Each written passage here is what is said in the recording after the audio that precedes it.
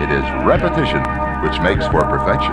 Hey, it's Eli K Atlas, and in today's video I'm going to be doing a little tutorial, or rather a walkthrough on how I color blonde hair after years of trial and error. This is kind of the method I came up with, and I'm going to be doing this over a drawing I recently did over like the movie version of Captain Marvel that I drew. Captain Marvel as played by Brie Larson. I'm not the most greatest artist at likenesses, but I took a little shot at it. Kept working on the face later, but in this case we're just here for the hair. So right now I'm making a selection on the hair, making sure everything is where it should be, no lines out of place. Once we do that, we start with the base color. So the base color is going to be the darkest color of the hair, and everything else is going to be either lighter or kind of in between. And we want to create a nice, very smooth gradation on the hair, so the hair color kind of happens in stages. There's a base color, a medium color, and then the highlights, and what I like to call the reflection color, which is kind of like, if there's something warm, we kind of use an orangey color for the hair. If there's something cool, we use a cooler temperature color on the underside or inside of the hair.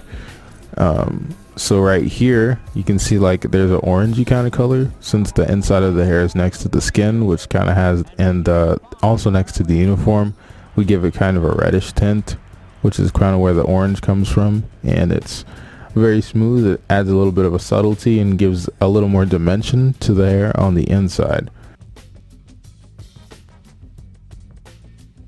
So it's a bit like skin. Skin will reflect, skin produces a little bit of oil, so it's kind of the same concept. The light from the room or the outside source of light will reflect on the skin, and the hair kind of does something similar. It'll make a little more sense when you guys see it in action. So right now I'm making sure I get all of the shadows, all of the insides, undersides of the hair.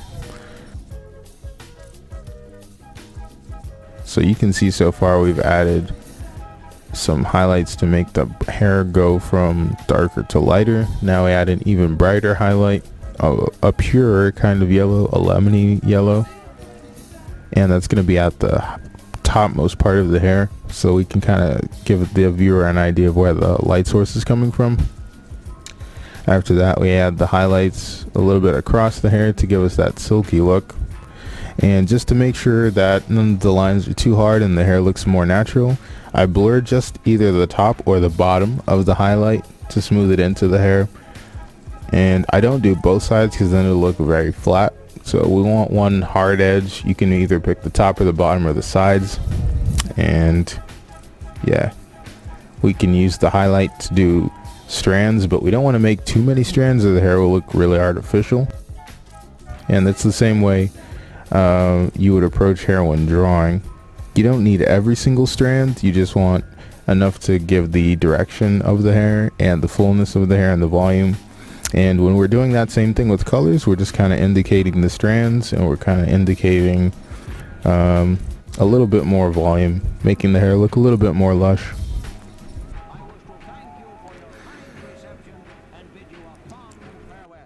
So yeah, when we're doing this now, right here I am coloring the lines themselves, so that'll help make the hair look a little bit more softer, a little more plush again, and getting rid of the black lines, turning them into a shade of either yellow or brown or orange.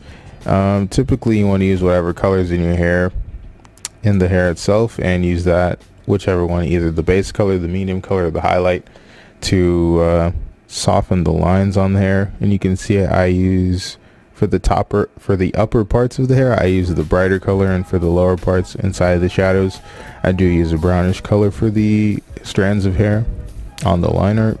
And that just helps everything blend in a lot better. And once we're kind of done with that, I use some of the hue saturation sliders to make the hair look a little less bright, because we don't want the hair to look too unrealistic. So in real life, even blonde hair, you know, as bright as it can get, unless it's like a platinum blonde dye or something similar to that. You don't want the hair to be just like lemony yellow or something like that. You want it to have a little more of a natural kind of blonde, kind of brownish. I don't want to say like brown because it's still blonde, but something brownish, more orangey, something kind of natural looking. So I kind of brought it in a little bit, made sure the yellow wasn't too candy looking, and yeah, that's pretty much the process. That's kind of the thought process behind the hairstyle and the way I color blonde hair. So we do it in stages, go from base color to intermediate colors and to highlights, and then we kind of build up from there. Once you're good with that, add the little reflections on the inside of the hair to give it a little more of a 3D feel. You can pick a warm color or a cool color, and that will help create a sense of depth to the hair. And yeah, make sure you soften those lines once you get done with some either your base color or your highlight color, and you can kind of toggle between both of those to get a good consistent look, and it really helps the hair to look smooth. Again, don't be too caught up in adding strands to every little part of the hair, just enough to kind of sell it. And yeah, that's how I approach blonde hair.